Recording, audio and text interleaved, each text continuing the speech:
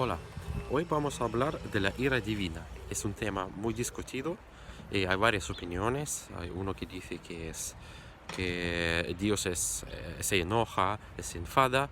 Otro dice que no, Dios no se puede enojar y Dios solo es misericordioso.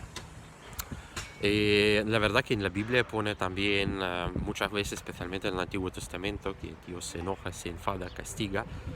Y también este tema fue muy desarrollado durante la Edad Medieval por los teólogos occidentales como San Tomás de Aquino y San Anselmo, que también hablaban mucho de castigo, de mérito. Vamos a ver qué es lo que estaban diciendo sobre la ira divina los primeros santos de la Iglesia. San Juan el Crisóstomo decía: cuando se escuchan las palabras ira o enojo en relación con Dios, no se entiende ira en el sentido humano. Se habla así para acercar el sujeto de la conversación a nuestro entendimiento. Cuando hablamos con los niños, utilizamos el lenguaje que los niños pueden entender. A veces mostramos a los niños nuestra ira para corregirles. Así el Señor, cuando habló a los judíos, nos deja entender que se preocupa de los humanos y de sus obras. Entonces utilizaban estas expresiones. En Jeremías 17:19, Dios decía al profeta: me provocan ellos a la ira, ¿no obran más bien ellos mismos su propia confusión?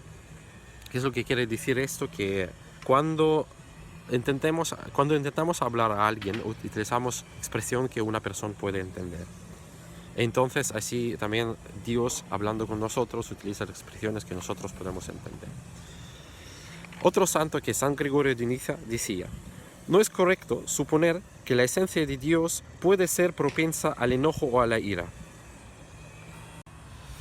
Dios, por su misericordia y bondad, se permite hablar con el hombre utilizando el lenguaje que el hombre entiende.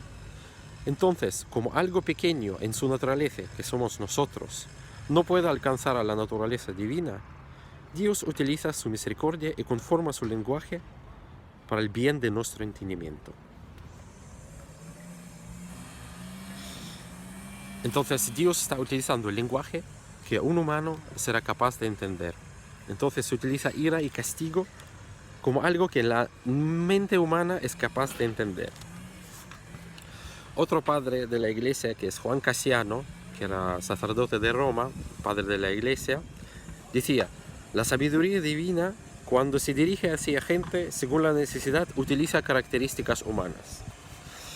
Otro santo del siglo VIII, que es San Juan el Damasceno de Damasco, San Juan, dice: encontramos que muchas veces en las escrituras se utilizan características humanas en relación con Dios.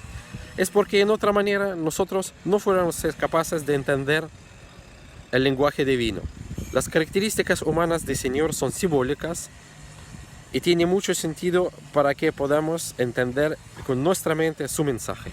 Por ejemplo, cuando hablamos de sus manos, hablamos de su fuerza y su ayuda. Cuando hablamos de sus pies, hablamos de su presencia.